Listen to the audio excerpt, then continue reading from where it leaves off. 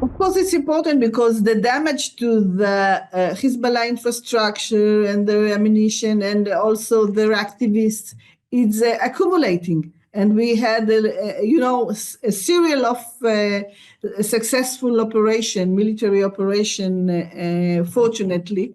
And, there is a lot of damage to Hezbollah. But the starting point was that Hezbollah is a very large, well-equipped organization. So you have a lot a lot to do. We are talking about something like 50,000 of military activists. And, we were talking about 150,000 missiles of all ranges, lots of UAVs, thousands of UAVs, launchers, etc. So it's a lot of work. It's a lot to do. Now, in the ground maneuver that the IDF is conducting since the 1st of October, we have found tunnels full with ammunition and equipment that was ready for the Hezbollah's operation of conquering the Galilee. Well, they were calling it the conquer of Galilee, and we knew about this. We had the intelligence about this, but I think although we had the intelligence, it was quite astonishing the amount and the degree of what we have found over there in the tunnels very close to the border. The IDF has done a lot, but still we have missiles. They are launching missiles every day. They are using all what is remaining in their hands. And for example, yesterday we had 200 missiles coming from Lebanon. We had casualties. 2 men were killed in Nahariya. We had few wounded along in the center of Israel. Fortunately, again, we have a lot of fortune. One of the rockets fell in the courtyard of a kindergarten, but the children were inside the shelter. So they are firing whatever they have, no matter where to. They say that it's going. They are aiming for a military targets, but they are firing everywhere and mostly civilian places. Yeah, the Israeli air defense was preparing itself, especially for the rockets and the missiles. And the UAVs are another challenge because they are very small. They move very slowly and not very high in the sky, so it's very difficult to intercept them.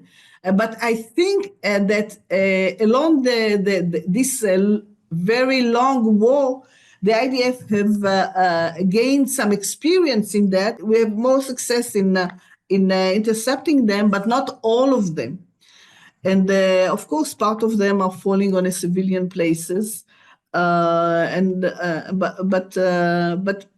most of them are intercepted. For example, yesterday we had something like 5 or 7 coming, not just from Lebanon, coming also from the east, from the Iraq, from the Shiite militias in Iraq, and not yesterday, but we have also those who are coming from the Houthis.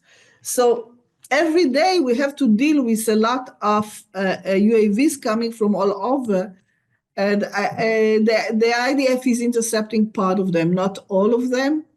Fortunately, part of them are falling in open spaces or at sea. We have also UAVs that are falling on civilian places. If there are senior terrorists or commanders in Hamas, so they are more wanted by the IDF. But the IDF is targeting all of them. The purpose of the IDF is to go after every Hamas activist or terrorist and for sure those who were involved in the 7th of October, part of them it's accidental that the IDF is meeting them. Not all of them, if they are not very senior, not all of them, the IDF is going after them personally. And accidentally, they are amongst those that they are being killed. Every day there are dozens of Hamas terrorists that are being killed or caught as war prisoners, because lately also they raise their hand, and they are not, part of them not so much motivated to continue with the fighting, because they understand they have no other choice. But what the Hamas is doing is that they are trying to recruit new young people. And the situation in Gaza is so awful that it's very easy for them to convince, innocent youngers to come and become part of the Hamas forces, because they have nothing, and they have nothing, and the family were hurt. So it's very easy for them to recruit them, and we know about this movement of recruitment of new young people into the Hamas organization. And one of the most awful things I think that is happening now in the north of Gaza, where the IDF is operating, is that the IDF is trying to bring in some humanitarian aid and mostly food for the civilian population. But the Hamas people are stealing this food and selling them. A part of it, of course, they use for their own needs, and part of them they are selling it to the population in a very high prices.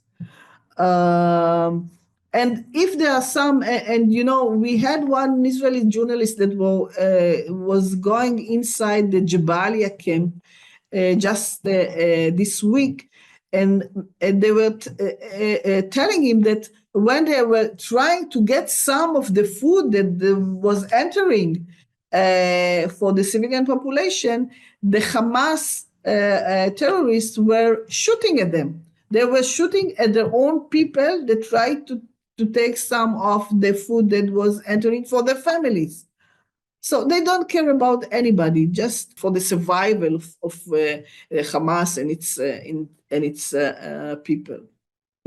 We have some kind of a conflict between the need to help the civilian population and to bring in this food. We don't want them to be in a bad situation. We are trying to bring in food, but the problem is the fact that the Hamas is controlling the part of these trucks that are coming in. They take them and take the food, as I explained before.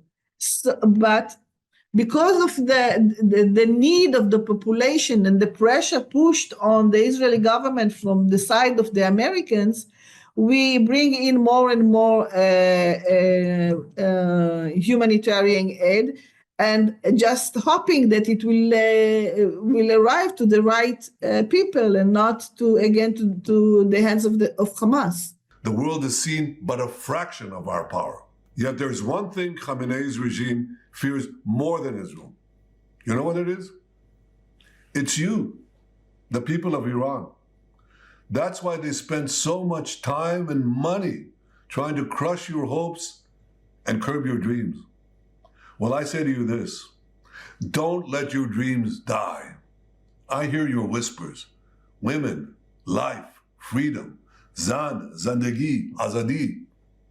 Don't lose hope, and know that Israel and others in the free world stand with you. I don't think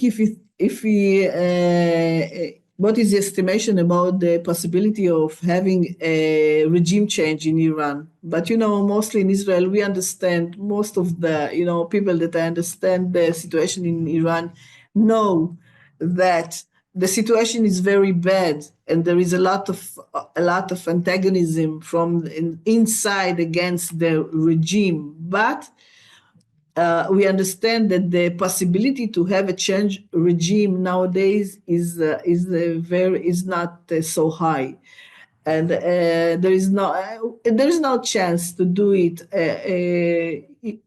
In my opinion, at least. What the prime minister was doing is a trial to distinguish between the good feeling that Israel has to the people of Iran, that we know that are not all of them agree with what the regime is doing, and the bad deeds of the regime against Israel, that what they want is to, ideologically to destroy Israel.